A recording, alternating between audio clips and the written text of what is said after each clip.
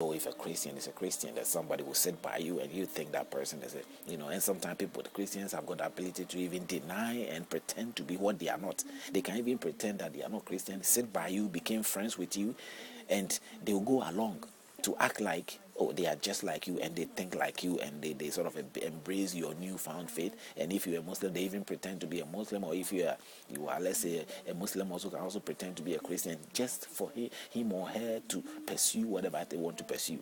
All those things is spiritually can also be spiritually motivated. The Spirit can use you as it so pleases. And so the battle that you will have if you drift away from whatever group you are into can be spiritual and physical. So when you are part of a group, let's say a gang, and you move out of the gang, that gang begin to become your enemy. They become the devil that you have to live with. Before, they were like your God, your saviors. And those outside of the gang were your enemies. But if you realize certain truth and you go out, it becomes the opposite. That's how it is. That's your devil becomes the very person. Let me give you someone like Malcolm X and his mentor. Malcolm X and his mentor, whose name was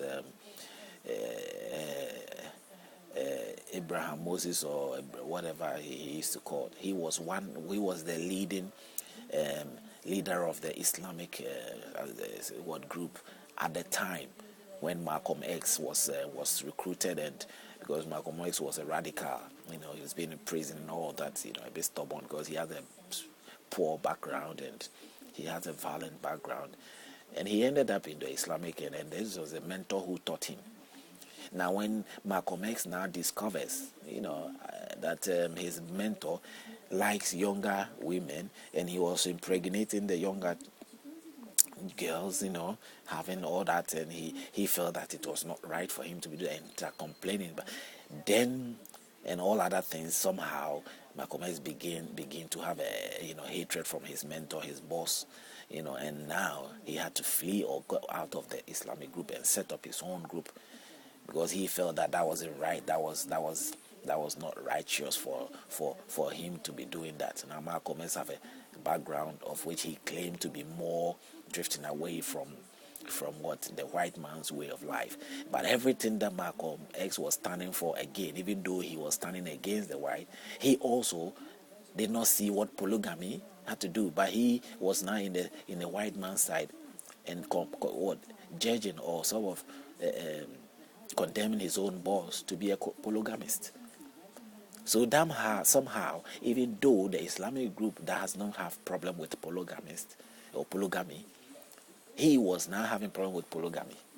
In so many ways, he was also seeing as if not just polygamy, but he was also being with younger girls, younger ones, teenagers or something of that nature, which is negative to.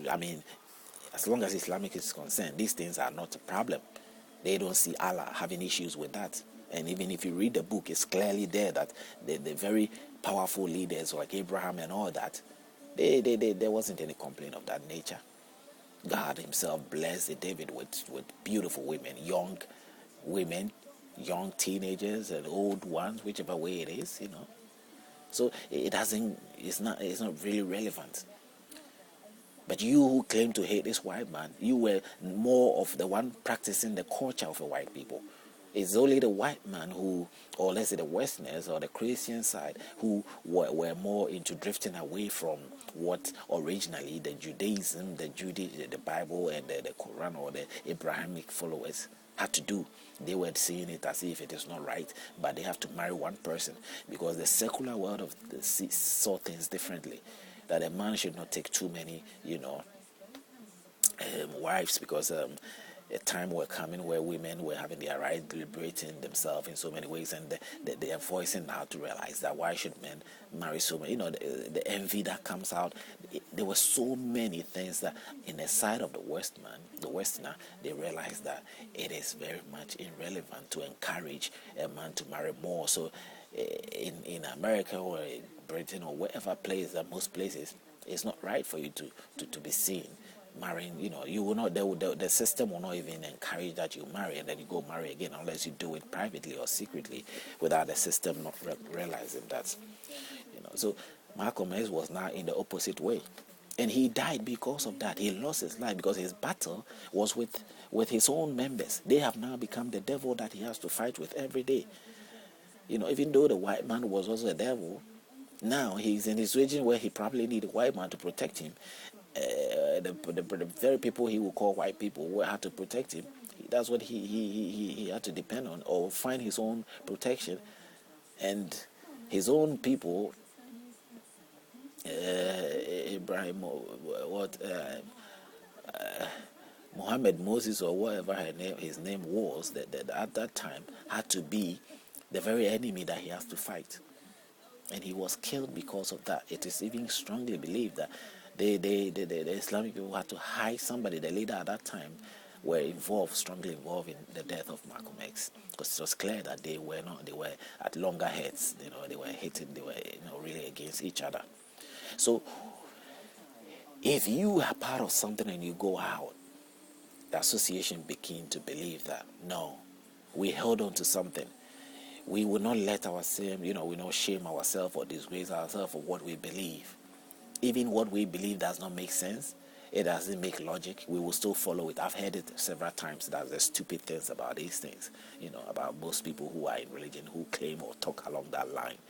In Christianity, they say it a lot. Even in songs, we have songs that you sing that tells you that, hey, even though it doesn't make sense, we will still worship, we will still follow. Whether they are making mockery of somebody or themselves, it's just the fact that the shame. We've realized it, but what can we do? We can't back out now. We can't fall out now. We have to follow through to the end. Where are you going? Where will you follow it through to?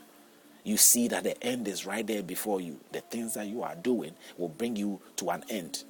What you yourself, you say, Armageddon. And you are going to Armageddon. What do you want to go do there? You have the opportunity to turn the future around. You have the chance to turn your life around. You say, no, I'm going to my own grave. What you want to do there? You bury yourself. And now you still turn around and thinking that somebody want to bury you, or somebody want to kill you, somebody want to destroy your life or destroy your religion or your beliefs. It is not yours. You see? I mean, maybe that is the main reason why God himself has not come to be in charge of religion. Because if religion was right and was in the right path and was going through the right course and it was on the right route, God would have come to take charge of it. But because it's not right, I don't think that's why he hasn't taken charge. In some of the books of the Bible, in the book of Matthew, it tells you straight. It says you will dance, you will play drums, you will sing, you will call my name, you will do whatever, and I will not dance. You will do that and I will not be there. You will do that and I will not, you will cry out and I will not cry with you. You will do that and I will not be with you. And if you look at the text and how it was put clearly, the spirit that is speaking at that person or telling that person is suggesting to that person that you will not do anything that will impress me. You cannot do anything that will impress me because your every ways are wayward. You are negative of what I positively have put into your head or have positively encourage you to do. You're doing the negative thing instead of the positive thing that I am encouraging you every day to do. I try to put you together and you guys just split. The more I bring you together, you are all over the place. So it is obvious. Now I'm talking even more in the terms of the physical term because I'm a physical man, and that what is more realistic and real is what I can really use to analyze these things. But I also think of it as something that can be related in the spiritual sense of things that we do not see, that sometimes drives us and moves us here and there.